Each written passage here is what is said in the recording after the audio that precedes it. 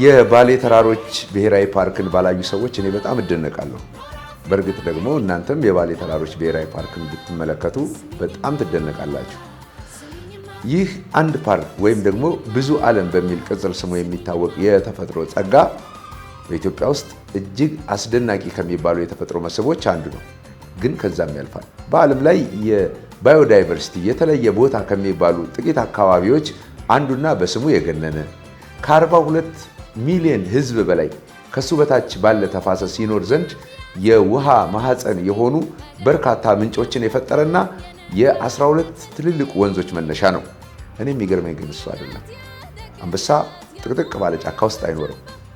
ባሌ በተጠቀጠቀው የሐረና ደን ውስጥ ባለ ጥቁር ጋማ የኢትዮጵያ አንበሳ ይዟል። እንዴት?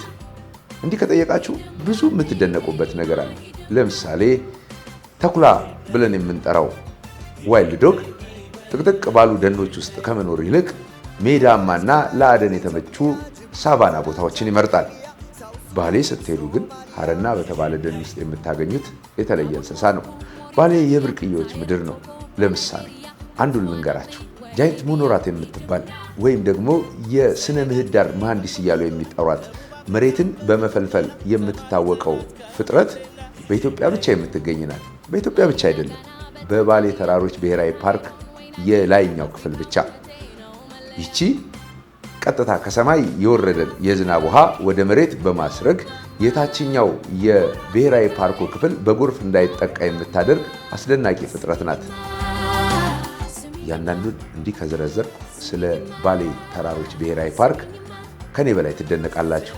የበለጠ ግን የምትገረሙት ከምትሰሙት ይልቅ ሄዳችሁ ብታዩት ነው።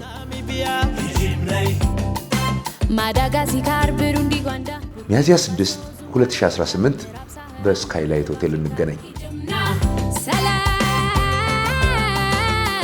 Zawadi Afrika. Karibu Tambwana.